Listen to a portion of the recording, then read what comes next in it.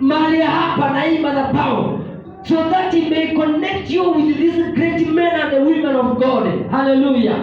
Bwana Yesu asifiwe sana. I know there is a purpose. Kuna sababu ya kukuleta mahali hapa. Bwana Yesu asifiwe sana. Nataka nisome hii mstari katika Mark, ambao ni mstari unayenitia moyo, unayenitia nguvu wakati ambao ninaisoma. Haleluya. Ambao ilikuwa ni maneno ya mwisho Yesu aliyonena na wanafunzi wakati ambao alikuwa anatoka duniani. Iko katika Mark chapter number 16, kuanzia mstari wake wa 16. Tuanzie mstari wa 15. Maandiko inasema kwamba, and they said to them, go into all world and preach the good news to all creation. Whatever believes and is baptized will be saved, but whoever does not believe will be condemned. And these signs will accompany those who believe. In my name they will drive out demons, they will speak in new tongues, they will pick up snakes with their hands, and when they drink deadly poison, it will not hurt them at all. They will place their hands on sick people, and they will get well. After the Lord Jesus had spoken to them, he was taken up into heaven, and he sat at the right hand of God. Then the disciples went out and preached everywhere, and the Lord walked with them, and confirmed his word by his signs and accompanied it. Hallelujah. Bwana Yesu asifiwe sana. Maandiko yanasema kwamba akawaambia, enendeni nchi yote ama dunia yote mkilihubiri neno la Mungu, na yeyote atakapokea hili neno ataweza kuokoka, ama ataweza kuitwa mtoto wa Mungu ama mwana wa Mungu. Na maandiko yananiambia kwamba, na akamwambia kwamba, and these signs will follow you, ama ishara hizi zitaweza kufuata nyinyi, zitaandamana pamoja nanyi. Na maandiko yanasema kwamba mtaweza kutoa daimono ama demons, na zitaweza kutii na zitaweza kuondoka. Mtawekelea mikono yenu kwa wagonjwa na wataweza kupokea uponyaji. Bwana Yesu asifiwe sana. Haleluya.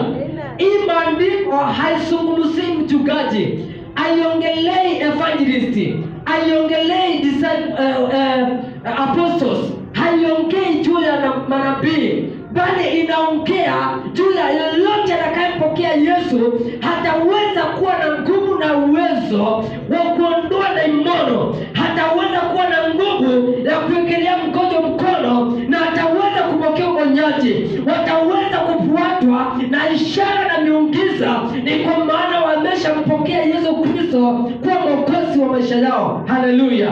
Bwana Yesu asifiwe sana.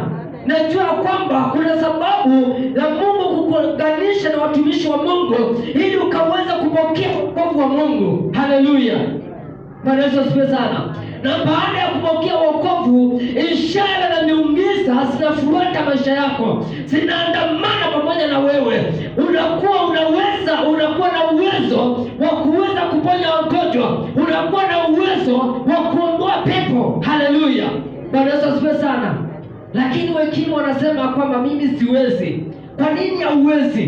Ni kwa maana haujatambua nguvu na uwezo ulio ndani yako. Bwana Yesu asifiwe sana. Haleluya. Naomba tukajue na tukatambue sababu ya Mungu kutuunganisha na watumishi wa Mungu. Haleluya. Bwana Yesu asifiwe sana. Kuna sababu Mungu akakuunganisha na upendo wa Kristo Yesu ili ukaweza kupokea nguvu na uwezo wa kufanya ishara na miujiza. Bwana Yesu asifiwe sana. Haleluya. Nashukuru ni kwa maana tutaweza kutafakari na kujua sababu ya Mungu kutuunganisha na hawa wapendwa ama hawa watumishi wa Mungu. Haleluya. Bwana Yesu asifiwe sana. Kwa sababu ya muda ningetaka tuingie katika ambayo nilikuwa nataka tusome siku ya leo. Hiyo tu ni neno ambao imekuwa ikinitia moyo na kujua kwamba kuna jukumu tuliachiwa. Hatujakusanyishwa mahali hapa bure, hatujaletwa mahali pamoja bure. Mpendo, itakuwa ni hasara kubwa sana kama Mungu alikuleta mahali hapa na utatoka mahali hapa ukiwa haujafanya chochote, kama hujajua nguvu na uwezo ambao Mungu ameweza achilia ndani yako. Haleluya, Bwana Yesu asifiwe sana. Siku ya leo ningetaka nikaweza kuzungumzia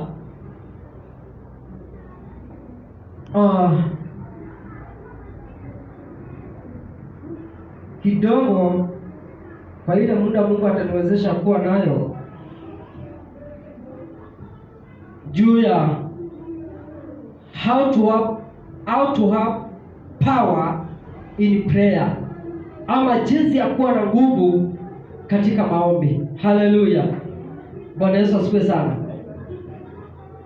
Jinsi ya kuwa na nguvu katika maombi.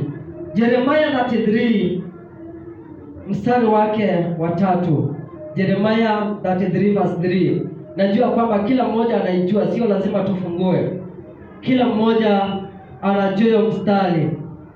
Call to me and I will answer you and tell you great and unsearchable things you do not know. For this is what the Lord, the God of Israel says about the house of this city and the loyal places of Judah that have been torn down to be used against the silent lamps and the storm in the fight of the Babylons. Bwana Yesu asifiwe sana.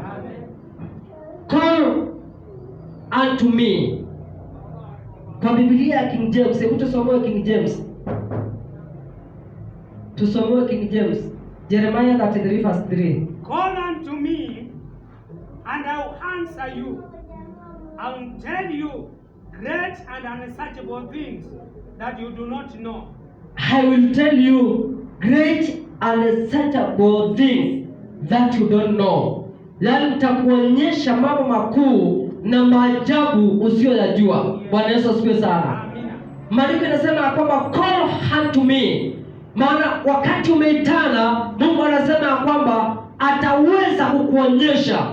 Ukimwita atageuka na atakuona. Atasikia sauti yako. Atajua unaitana. Na hapo anakuahidi ya kwamba baada ya kuniita kuna mambo nitaweza kukuonyesha. Haleluya. Anasema ya kwamba atakumwita, kuna mambo pao ataweza kukuonyesha baadhi yako nayo. Bwana Yesu asifiwe sana.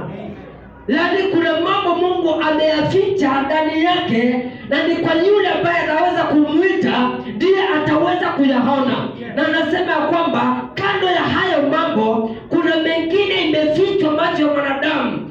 Mwanadamu akitazama hayaoni. Mwanadamu akitafuta hayaoni. Mwanadamu akijaribu kuyafikia hawezi akafika, bila tu wakati ambao atamuita Mungu. Bwana Yesu asifiwe sana. Kuna maisha tunatamani kuishi. Kuna maisha mwanadamu anatamani kukaa. Kuna vitu nzuri ambavyo tunatafuta. Kuna vitu ambazo mwanadamu anatamani katika hii ulimwengu, lakini hautaweza kuiona ila tu ni wakati utakapomuita Mungu. Haleluya. Bwana Yesu asifiwe sana. Utataka kuvaa nguo nzuri, utataka kukaa maisha mazuri, utatamani kukaa katika hali ambayo ni nzuri. Ni wakati tu utakapolitia jina la Mungu, wakati ambao utamuita Bwana, hapo ndipo Mungu anaweza kukuonyesha. Hayo mambo utayapata baada ya kumuita Mungu. Maana wakati utamuita atakuja na atakuwa karibu na wewe. Ataweza kufungua masikio yake, ataweza kusikiza kilio chako, na ataweza kukujibu na kupatia yale ambayo ulikuwa unaitisha. Haleluya. Bwana Yesu asifiwe sana. Nataka kusema nini? Wakati unamuita Mungu anakuwa karibu na wewe. Kando na yale mambo ambayo ulikuwa unamuitisha, kando na zile ulikuwa unaitisha, kuna zingine zimefichwa nyuma yake. Haleluya. Bwana Yesu asifiwe sana. Kuna zingine ziko katika store yake, wakati ambao umemwita anakuambia njoo, anakuingiza katika store yake, anakuambia kando na hii ulikuwa unaitisha, kuna mengine iko mahali hapa, kuna vitu nzuri zimefichwa mahali pale. Bwana Yesu asifiwe sana. Haleluya.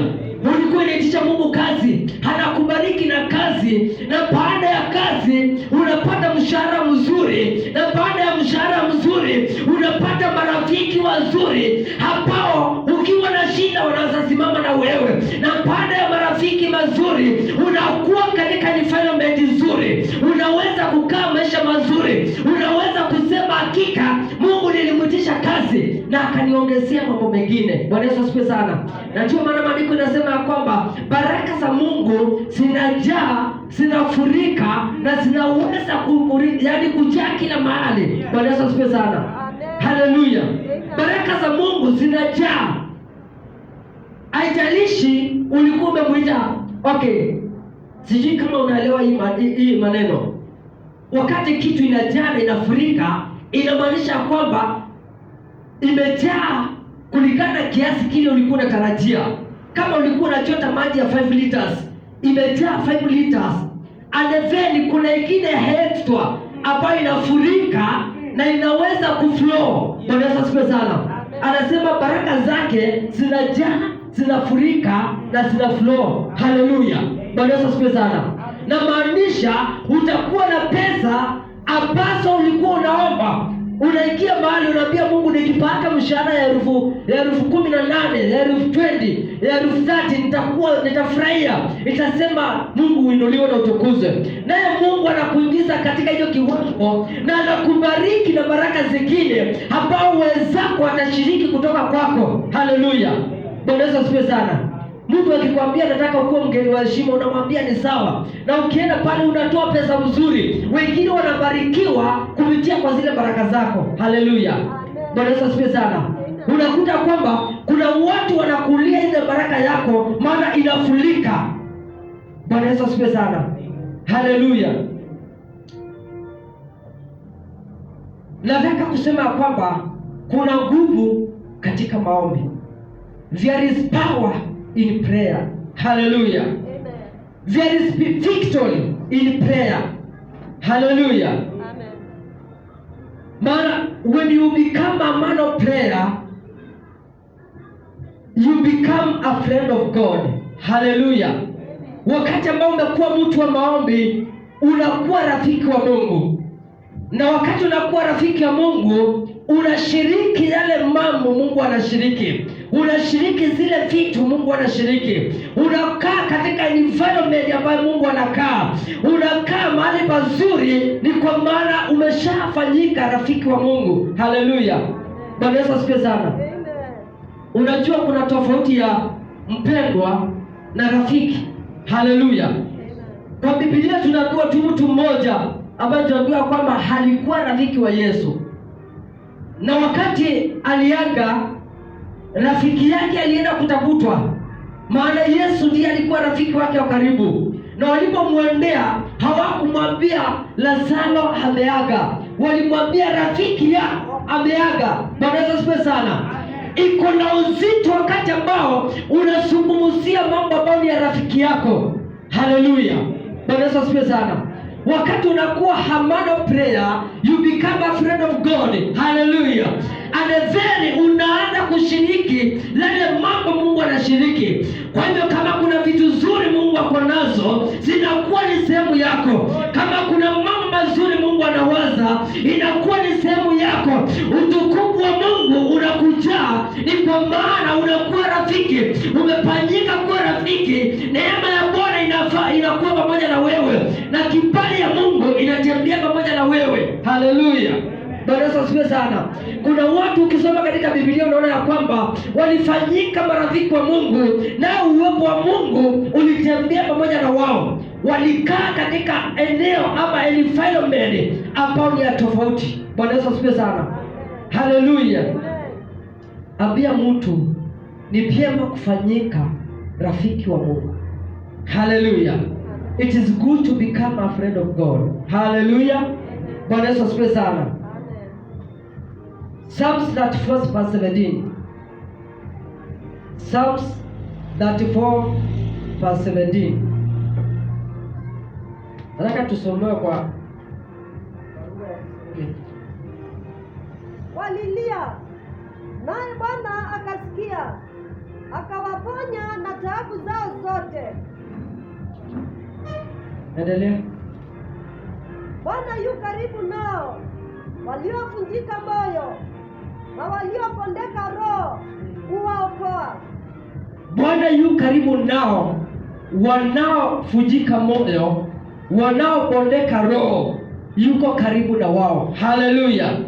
Bwana Yesu asifiwe sana. Wanaopondeka moyo, roho zao zinamkaribia Bwana. Unakuwa na shauku na tamaa ya kukaa karibu na Mungu. Moyo wako unashaukia kuwa karibu na Mungu. Unatamani kuwa na kikao na Mungu. Unatamani kuwa katika environment karibu na Mungu. Haleluya. Maandiko yanasema kwamba huyo moyo Bwana anapendezwa nao.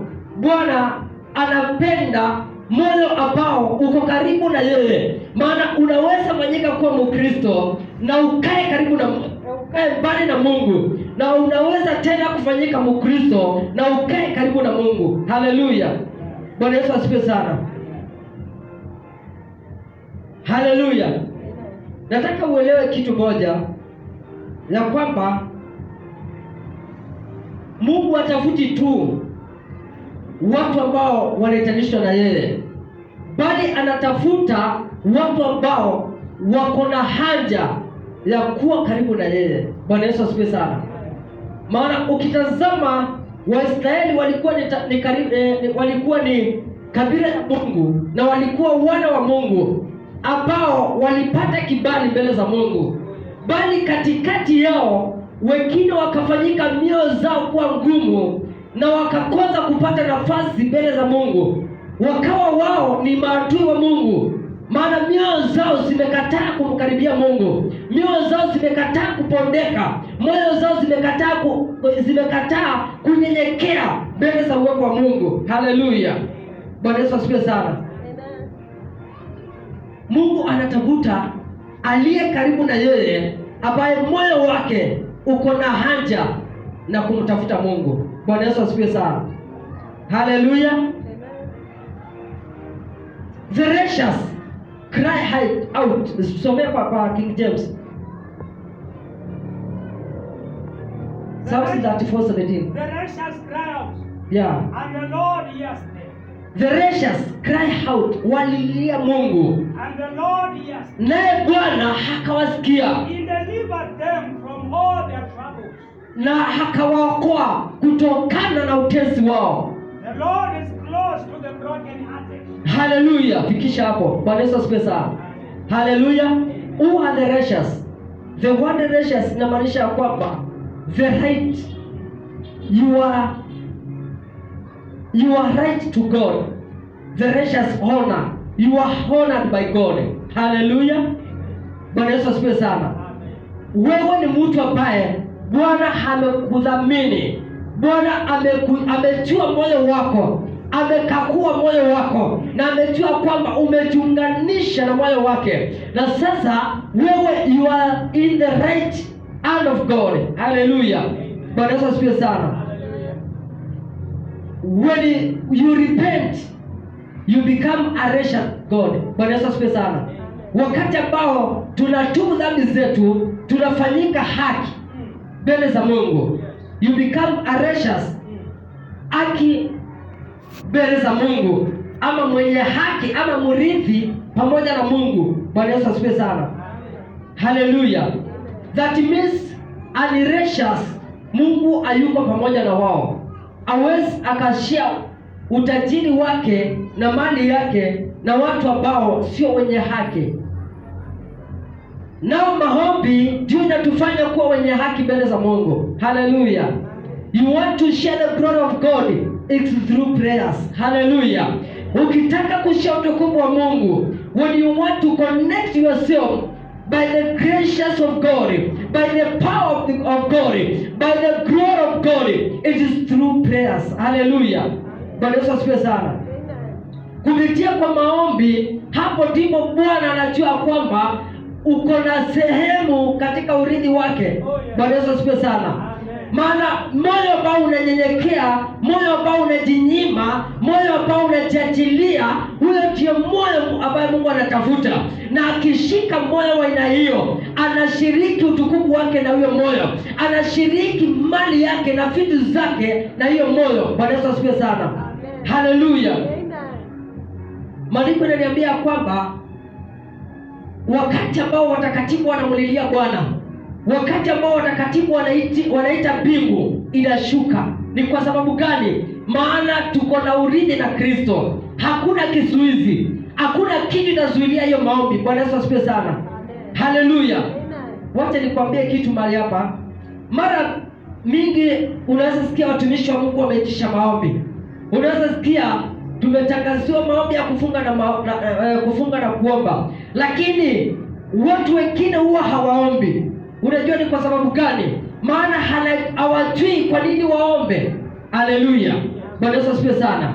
Lazima kwanza ujue kwa nini niombe. Lazima ujue kwa nini nijinyime chakula. Lazima ujue kwa nini nijinyime raha zangu na starehe zangu, ili niweze kuomba na kumkaribia Mungu. Haleluya. Bila kujua sababu ya kwa nini nikuwe katika maombi, hauwezi ukaomba. Bila kujua sababu gani nisongee karibu na Mungu, hauwezi ukasongea. Haleluya. Bwana Yesu asifiwe sana. Najua maana kuna Wakristo hawataki maombi, hawataki kuomba kwa sababu hawajui kwa nini waombe. Bwana Yesu asifiwe sana. Haleluya. Ni vizuri kwanza kujua kwa nini niweze kuingia katika maombi. Kuna dada mmoja nilimuuliza, nimesikia kanisani mmekuwa na maombi ya 42 days. Umeshiriki katika hiyo maombi? Akaniambia mimi huwa wanaona wakiomba, lakini mimi siombi, na mimi ni mshirika wa hiyo kanisa wa miaka mingi. Bwana Yesu asifiwe sana.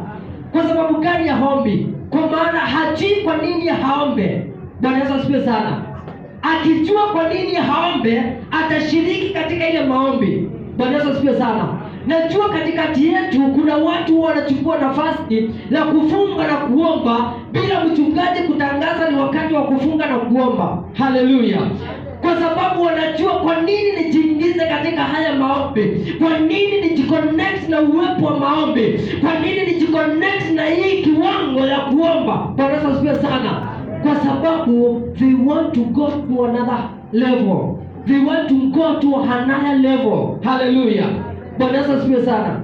Sababu ya kuomba ni kwa maana kuna hatua unataka kuenda, kuna kiwango unataka kuenda. Nimekuwa mbali na uwepo wa Mungu, ninataka kusongea uwepo wa Mungu, nataka Bwana Yesu asifiwe sana.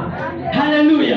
Nataka kunyenyekesha moyo wangu, maana wakati ambao tunajinyima maombi, tunajinyima chakula, mwili unakuwa na udhaifu, na wakati mwili unakuwa na udhaifu, mtu wa ndani anakuwa na nguvu, na wakati mtu wa ndani anakuwa na nguvu, anakuwa na uwezo wa kuwa karibu na Mungu, na wakati anakuwa na uwezo wa kuwa karibu na Mungu, unashiriki yale mambo ambayo Mungu anashiriki, unashiriki vitu ambavyo Mungu anashiriki.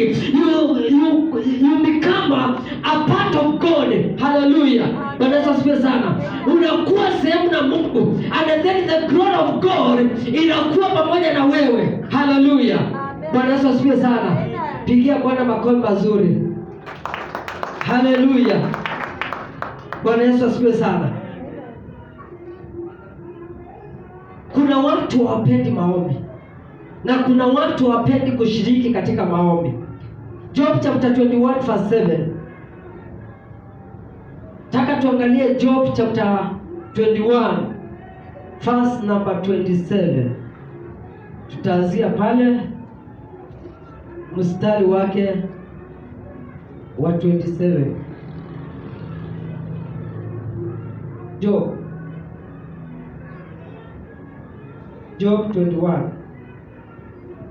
Some kwa lugha ya Kiswahili.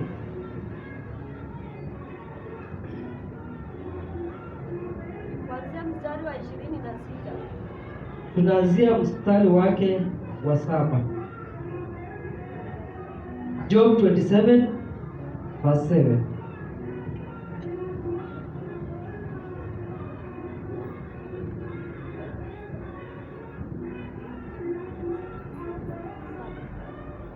Umepata? Ayubu 27 mstari wake wa 7. Adui yangu na awe kama huyo mwovu, na mwenye kuondoka kinyume changu na awe kama asiye haki. Haleluya. Amen. Wakati ambao tunaingia katika maombi ni wakati ambao tunataka kuweka mpaka katikati yetu na adui wetu, maana tunajua kwamba kila wakati adui anakutafuta. As long as umeokoka, as long as umejiunganisha na neno la Mungu, wewe ni Mkristo, umeokoka, adui kila wakati anakutafuta. Adui kila wakati anataka kujua unawaza nini. Adui kila wakati anataka kujua unataka kuenda wapi, unataka kuenda hatua gani. Na ndio maana huwa tunasema kwamba wakati unasema kwamba nitajenga, adui amesikia na anaanza kupinga miradi yako isiendelee, anaanza kupinga mambo yako isiendelee, anaanza kupinga kila kitu ambao unataka kufanikisha katika maisha yako isije ikafaulu. Huyo ni adui. Na ni wakati tu ambao unaingia kwa maombi ndio unaanza kumpatia mipaka, ndio unaanza kumpiga ili asije akaingia katika hatima yako, asije akafikia mali yako, asije akafikia kazi yako. Adui akikatisha kazi ile unafanya, anataka uingie katika hali ya kuombaomba, anataka uingie katika hali ya umaskini, na ukiwa katika hiyo hali anajua kwamba hautaweza kutumikia Mungu. Bwana Yesu asifiwe sana. Kuna watu wamepitishwa katika mambo mazito na adui, ni kwa maana anataka ukae mbali na Mungu, hataki uwezi kumtumikia Mungu, anataka ukae katika hali ya shinda. Wakati ambao uko na mawazo, wakati ambao uko na stress, hautaweza kuingia katika hali ya kuomba. Bwana Yesu asifiwe sana. Haleluya. Na hapo ndipo adui anataka advantage. Na ndio maandiko yanasema ya kwamba adui yangu na hawe kama huyo mwovu, na mwenye kuondoka kinyume changu na hawe kama asiwe haki. Bwana Yesu asifiwe sana. Amen. Haleluya. Ni wakati ambao tunaingia katika kiwango ya maombi, tunaweka kiwango na shetani. Wakati ambao unaingia katika kufunga na kuomba, unasonga kiwango kingine, naye adui unamwacha kiwango kingine. Haleluya. Bwana Yesu asifiwe sana. Unasonga kiwango kingine karibu na Mungu, naye adui umemwacha kiwango kingine bali na wewe. Bwana Yesu asifiwe sana. Na hapo ndipo unakuta ya kwamba unaanza kuingia tu another glory, naye shetani anaanza kuondoka na kukosa nafasi ya kufika katika maisha yako. Bwana Yesu asifiwe sana. Hapo unajiwekea ukuta katika maombi. Haleluya. Na ndio maana tunasema kwamba maombi utuwekea ukuta katika maisha yetu. Wakati ambao tunaingia kwa maombi tunajiwekea ukuta ili adui asije akakufikia, adui asije akakuona. Bwana Yesu asifiwe sana. Haleluya. Watu ambao hawapendi maombi, nataka tuone jinsi ambavyo maisha yao inakuwa. Bwana Yesu asifiwe sana. Kama unakaa mtu ambaye haombi, maana maisha ya Mkristo ni kukaa katika maombi. Full stop. Haleluya. Ukiwa hauombi, unakaa katika maisha mengine fani, maisha tofauti. Bwana Yesu asifiwe sana. Haleluya. Job 15 verse 4. Hapo katika Job, wacha tuangalie katika mstari wake wa 15. Chapter 15 verse 4. Naam, wewe waondoa kicho, nawe wazuia ibada mbele za Mungu. Haleluya. Mungu anataka kufanya ibada na wateule wake. Kuna ibada Mungu anataka kushiriki na wewe ambaye unaitanishwa na Kristo Yesu.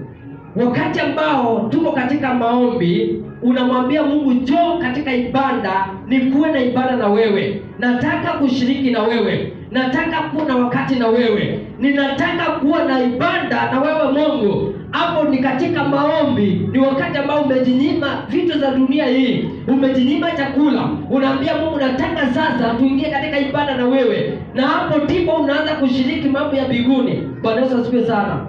Haleluya. So wakati unakalisha huyu mtu wa nje akiwa anakula na ananona, ana sehemu ya maombi, unafukusia ibada ya Mungu pale. hauna sehemu na ibada na Mungu, hauna sehemu na wakati na Mungu. Bwana Yesu asifiwe sana. Amen. Haleluya. Amen. Job 27:10.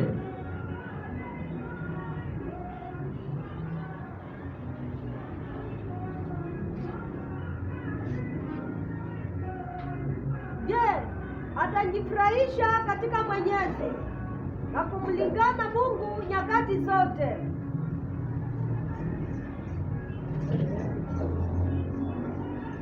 Nitawafundisha ninyi mambo ya mkono wa Mungu, hayo yaliyo kwa Mwenyezi sitayaficha. Haleluya. Amen. Je, atajifurahisha katika Mwenyezi na kumlingana Mungu nyakati zote. Haleluya. Amen. Ya Kizungu inasema nini? King James. Will he find delight in the Almighty?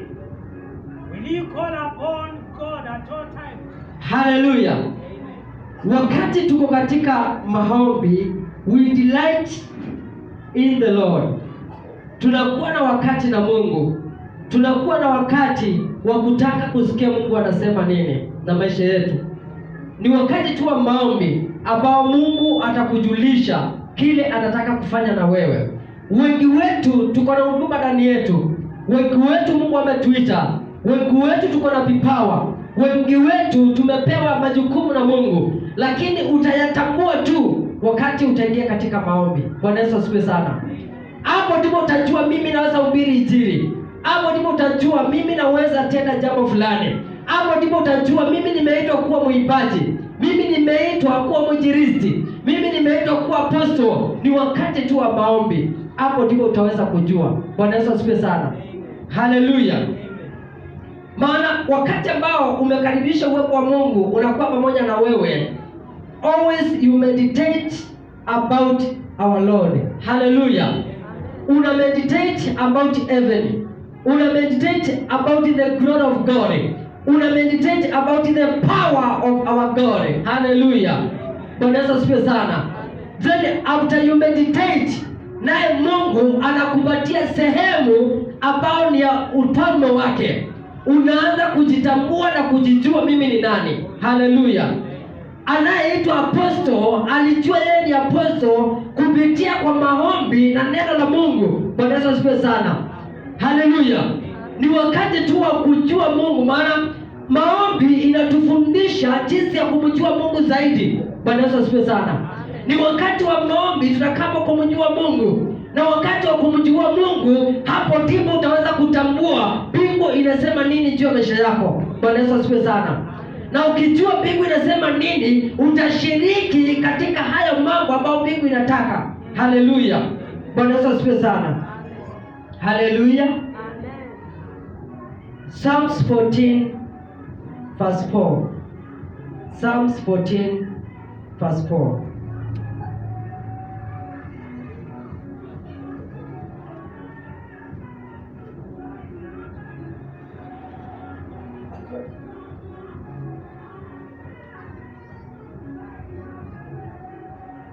Zaburi 14 mstari wake wa 4. Je, wote wafanyao maovu hawajui? Walao watu wangu kama walavyo mkate.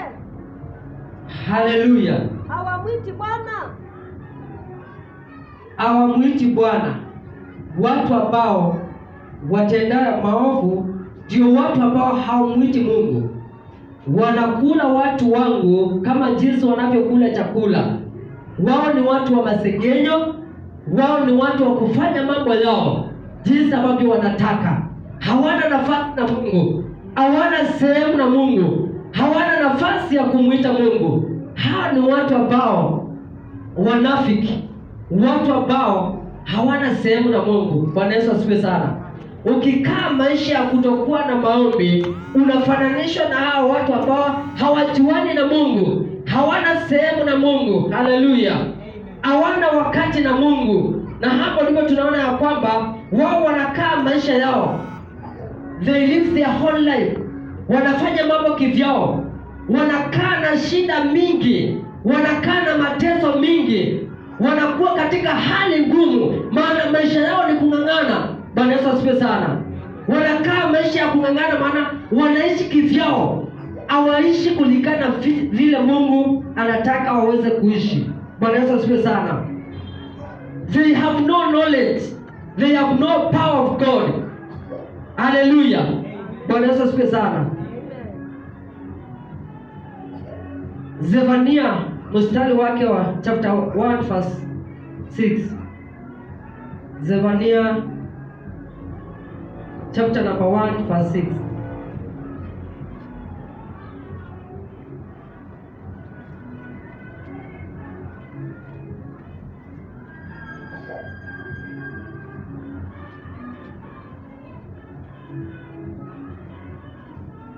Nao waliorudi nyuma na kuacha kumtafuta Bwana, nao wasiomtafuta Bwana wala kumuulizia. Haleluya. Na hao waliorudi nyuma na kuacha kutafuta Bwana, nao wasiomtafuta Bwana wala kumuulizia. Haleluya.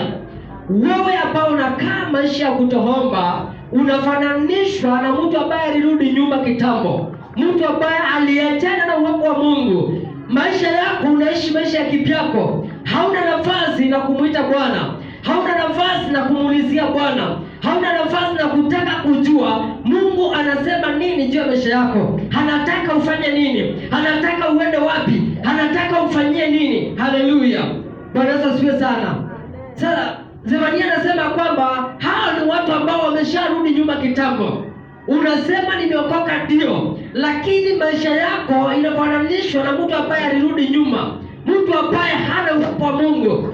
Kila wakati anatanjilisha maisha yake, analonesha mwili wake, hana sehemu na kujua Mungu, hana wakati na kujua Mungu anasema nini. Haleluya.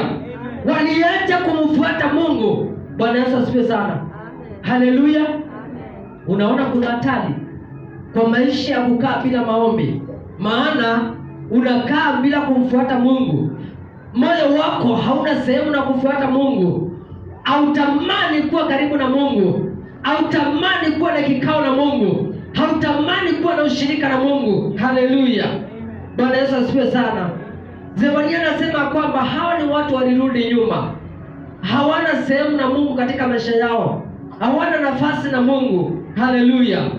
Ambia Mungu, nisaidie nisikae kama mtu ambaye amerudi nyuma, nisikae moyo wangu bila kumuita Mungu, nisikae moyo wangu bila kumtafuta Mungu na kumuulizia Mungu. Haleluya. Kanisa tunastahili kumuulizia Mungu, tunastahili kujua Mungu anasema nini juu ya maisha yetu, anataka tukae maisha aina gani. Haleluya. Bwana Yesu asifiwe sana. Hiyo ni maisha ambayo iko na hatari, maana tutakaa maisha ya kipyetu, tutang'ang'ana na maisha yetu, tutakaa bila kujua tunaelekea wapi. Bwana Yesu asifiwe sana. Haleluya. Nataka tumalizie katika Job 21, mahali ambapo tulikuwa. Nataka turudi pale tena katika Job, nataka tumalizie pale.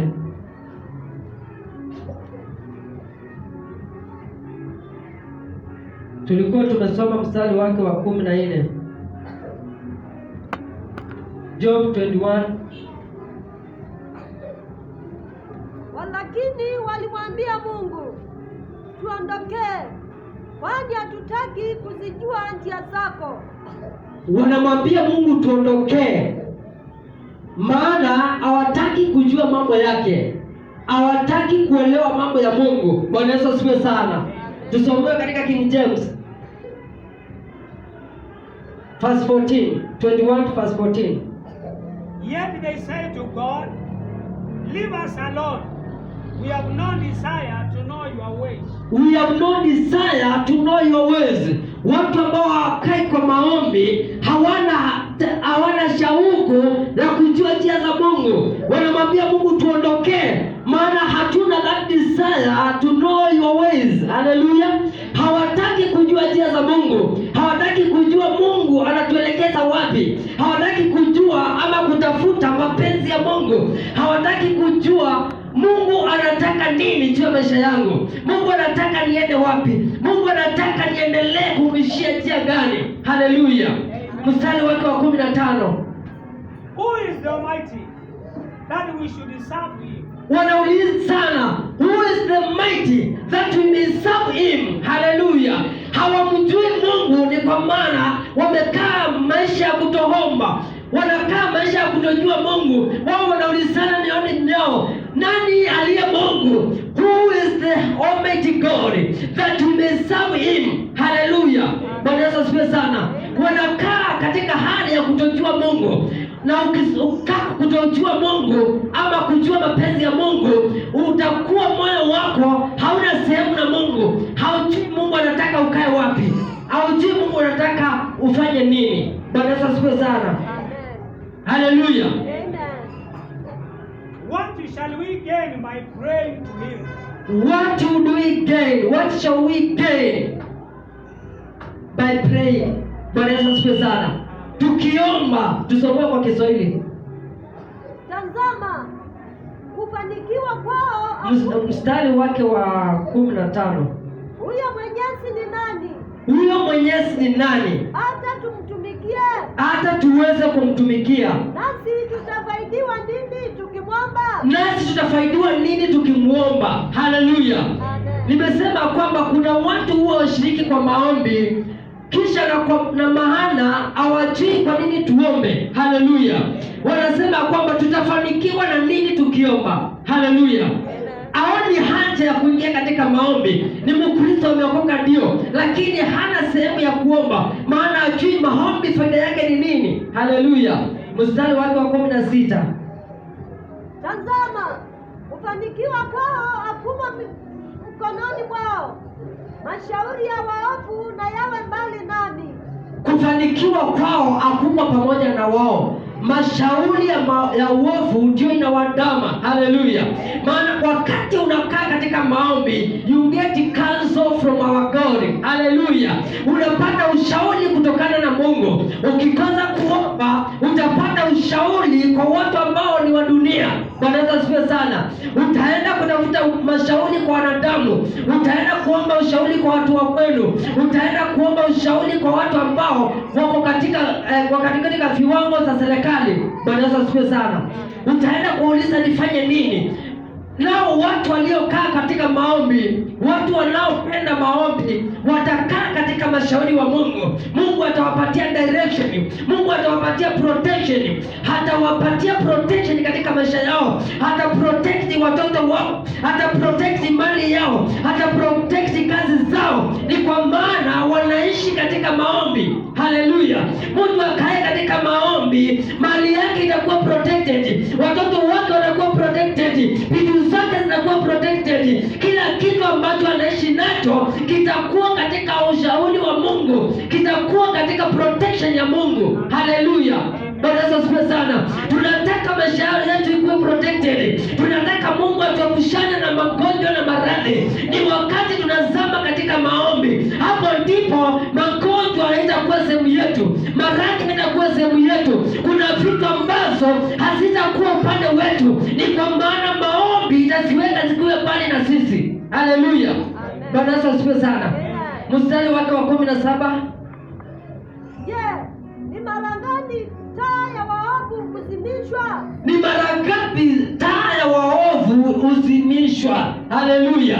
Maana wewe ambao unakaa bila maombi, unahesabiwa kuwa sehemu moja na waovu, watu ambao hawana shiriki na Mungu, watu ambao hawana sehemu na Mungu. Maandiko inasema taa yao inazimwa kila wakati, maana adui akiwa karibu na wewe hatakuwa anazima taa yako, hatakuwa anakuzimia mafanikio yako. Yale mambo ambayo unapanga, your plans zinakuwa zimezimwa na Mungu, na zinakuwa zinazimwa na roho ya uovu. Bwana Yesu asifiwe sana. Maana Mungu ndiye afanikisha mambo yetu. Maandiko inasema mahali pengine, na wote akasema kwamba wewe Mungu ndiye ufanikisha hatua zetu. Haleluya. Bwana Yesu asifiwe sana. You have your plans. Plans zako ama mipango yako itafanikiwa kwa maana taa yako imewaka. Bwana Yesu asifiwe sana. Mungu anakupatia directions, anakupatia njia la jinsi ambavyo utakavyoenenda. Pili, utapanga vitu zako, utakuwa tu unafanya mambo yako inaenda murama. Bwana Yesu asifiwe sana. Na hapo ndipo wanarika huo wanaangukia mtihani. Bwana Yesu asifiwe sana. Haleluya. Wakati unatafuta mchumba, unaoa the wrong person, unaolewa na the wrong person. Bwana Yesu asifiwe sana. Haleluya. Unaingia katika ndoa, unaanza kuuliza kwani kumeendaje? Maana taa yako imezimwa. Adui amekuconnect na mtu ambaye atazima maisha yako. Bwana Yesu asifiwe sana. Kuna mtu mmoja nilikwambia kwamba hakikisha mtu ambaye atakuoa ataweza kufanikisha huduma yako na iendelee mbele. Bwana Yesu asifiwe sana. Lakini ukiolewa na mtu fukufuku, huduma yako itakatishwa. Bwana Yesu asifiwe sana. Hautaweza kuendelea katika huduma. Wewe ni mwimbaji ndio. Ukiolewa na mtu ambaye ako na connection na mambo ya kule kuzimuni, hataweza kuzima taa yako ambayo ni ya wokovu. Bwana Yesu asifiwe sana. Na hapo ndipo tunaambiana wanalika ya kwamba usiolewa na mtu ambaye ni wa dini zingine. Olewa na mtu ambaye ni wa dini ya Kristo Yesu. Bwana Yesu asifiwe sana. Usiolewe na mtu wa mataifa, maana atazima taa yako. Haleluya. Bwana Yesu asifiwe sana. Ni Wakristo wangapi taa zao zimezimika?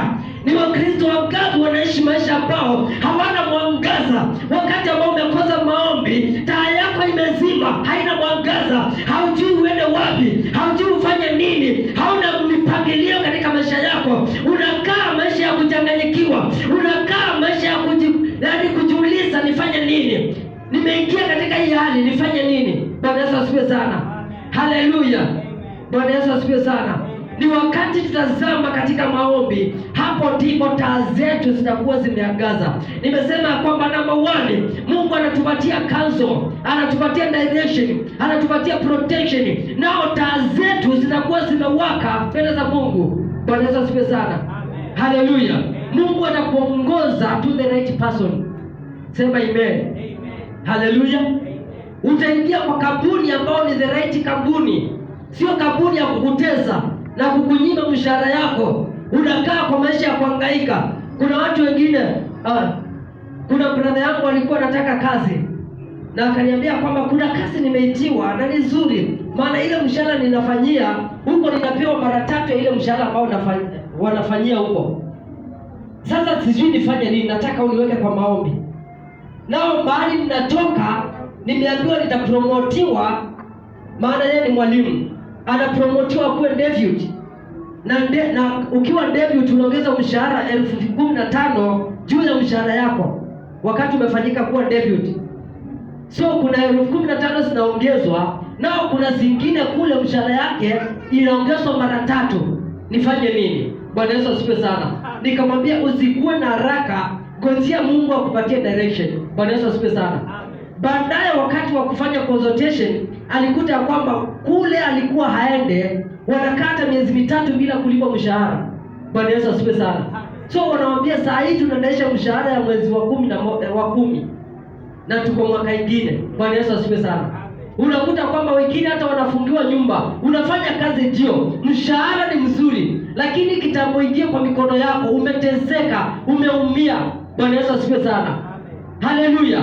So Mungu anakupatia direction, maana macho yako imeangaza. Atakuonyesha mahali utaingia ambapo hautateseka. Bwana Yesu asifiwe sana. Atakuconnect na marafiki ambao hawatatesa maisha yako, watakuwa ni wakukuinua, wakukupatia mashauri mazuri. Bwana Yesu asifiwe sana. Mstari wake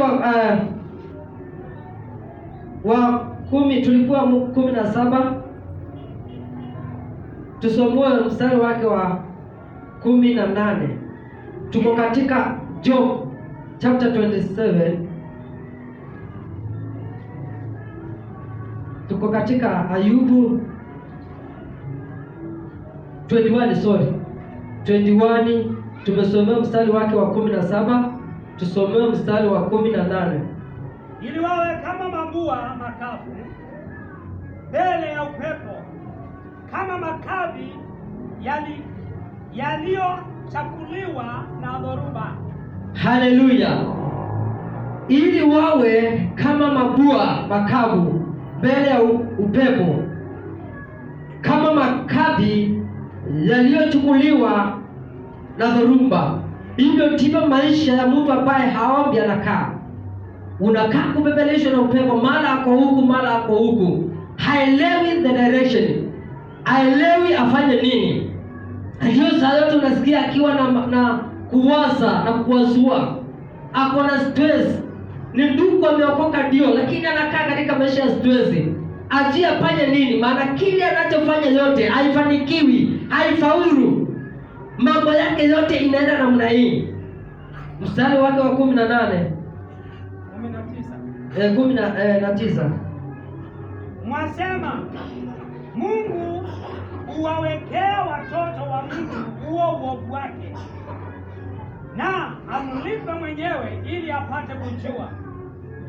Macho yake mwenyewe na yaone uharibifu wake, akanywe ghadhabu zake Mwenyezi. Haleluya. Maombi inatuweka kuprotect our family, watoto wetu. Maandiko inasema ya kwamba Mungu hataweza kuhesabu dhambi ya mzazi kwa watoto, bali Mungu huhesabu dhambi ya mzazi kwa mtoto wakati kumekosekana maombi. Bwana Yesu asifiwe sana. Wanapembeshwa dhambi, na that's why unaona ya kwamba tunabeba dhambi ama mambo ya generation to generation. Unakuta kwamba unapepesha mzigo ambao sio yako.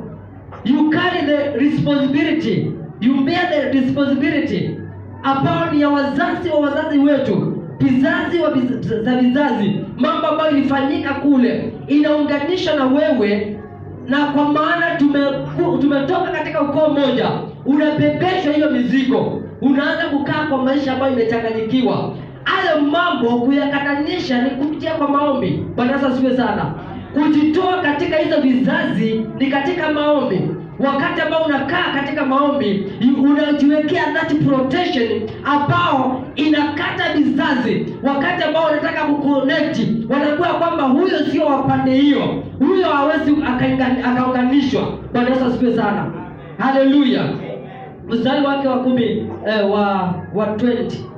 Macho yake mwenyewe na yaone uharibifu wake, akanywe ghadhabu zake Mwenyezi. Mstari wa 21.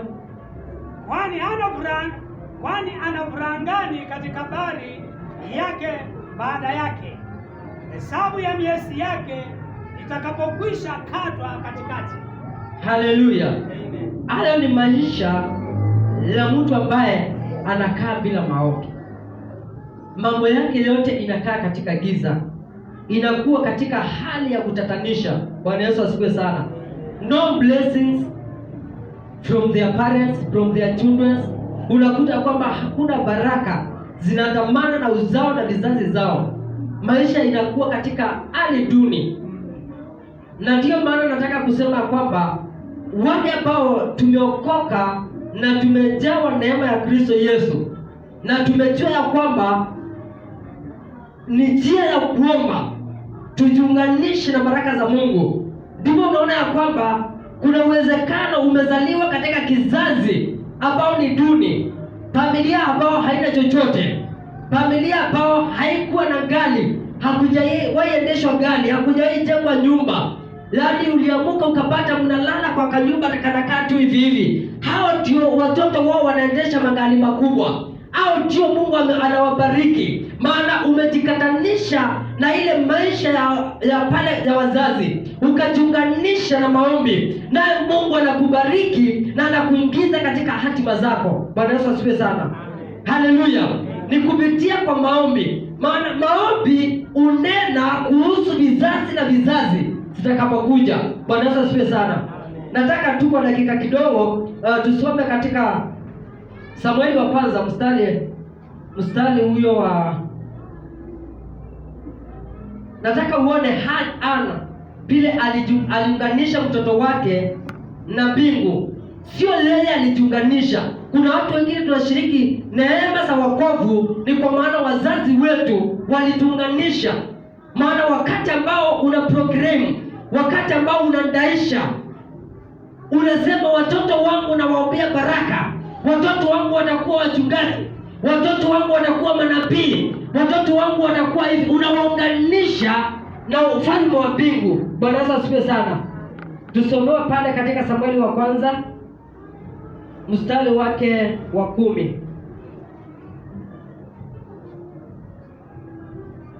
Samueli wa kwanza mstari chapter 1 verse 10. Naye huyu mwanamke alikuwa na uchungu rohoni mwake, akamwomba Bwana, akalia sana, akaweka nadhiri, akasema, Bwana wa majeshi, ikiwa wewe utaliangalia teso la mjakazi wako na kunikumbuka, wala usinisahau mimi mjakazi wako, na kunipa mimi mjakazi wako mtoto mume, ndipo mimi nitakapompa Bwana huyo mtoto siku zote za maisha yake, wala wembe hautamfikilia kichwani kamwe. Haleluya! Bwana Yesu asifiwe sana. Kuna nadhiri ambao tunaweka katika maombi, maana nazungumzia juu ya jinsi ya kuwa na nguvu katika maombi, how to have power in prayer. Haleluya! Wakati ambao unaweka nadhiri katika ombi lako, Mungu anasikia na anaweka ile nadhiri ili aiunganishe na maisha yako na familia yako. Bwana Yesu asifiwe sana. Ani aliomba maombi, the bitterness prayers, maombi ambayo ni ya uchungu, na ndani yake alikuwa na shauku moja ya kwamba Mungu ambariki na mtoto kijana, na hapo ikabidi aweke nadhiri. Na maandiko inaniambia kwamba aliweka nadhiri, akasema ya kwamba huyu mtoto atakuwa mtumishi katika nyumba yako, naye atakaa hivi na hivi. Hivi ndivyo nataka aweze kuwa. Bwana Yesu asifiwe sana. Maandiko inasema kwamba Mungu alisikia maombi yake na akampa kijana. Na wakati Samueli alipokuwa mkubwa, hakuambiwa na mtu akae katika nyumba ya Mungu, bali maandiko yananiambia kwamba alikuwa anakaa katika mlango ya hekalu ya Mungu. Bwana Yesu asifiwe sana. Maana nadhiri iliwekwa akiwa hata hajapatikana katika tumbo ya mama yake, na nadhiri iliyowekwa mbele za Mungu likaanza kufanya kazi, naye Mungu akamuunganisha na ufalme wa mbingu na akaweka utumishi ndani yake, naye akafanyika kuwa kuhani katika nyumba ya Mungu. Haleluya! Bwana Yesu asifiwe sana. Nataka uone jinsi ambavyo wewe mwenyewe unaweza unganisha familia yako, kizazi chako na uzao wako katika ufalme wa Mungu, uweze kuunganisha katika maombi, and that is the power of prayer. Bwana Yesu asifiwe sana. Ni nguvu katika maombi, maana ndio inaweza kuunganisha vizazi kwa vizazi katika utumishi. Bwana Yesu asifiwe sana. Haleluya. Amen. Na mimi nimeona ikifanyika. Nimeona Junior Pius Muiru anahudumu katika madhabahu. Haleluya. Amen. Junior Pius Muiru, kuna wakati mmoja alikuwa anatuhudumia katika kongamano ya wanalika, mtoto wa mtumishi Pius Muiru. Nimeona mtoto wa John Hagi, nimeona mtoto wa Benini, nimeona mtoto wa Morris Selulo. Unakuta kwamba wameunganisha vizazi vyao na madhabahu, na mtoto akiwa na miaka midogo, maana Mungu huangalia umri, anaangalia kilicho ndani, kilichounganishwa ndani. Bwana Yesu asifiwe sana. Mtoto mdogo anaweza inuka na anaweza fanya maajabu na makuu. Nimeona msichana mwingine anaitwa Masi Nyamima, ambao baba yake ni Bishop Nyamima. Maandiko nikipata ushuhuda wake nikasikia kwamba Mungu alimuita akiwa na miaka 5, akiwa 5 years, akachukuliwa na upepo, ukuta kama hii kapasuka, na akapelekwa katika Mount Elgon.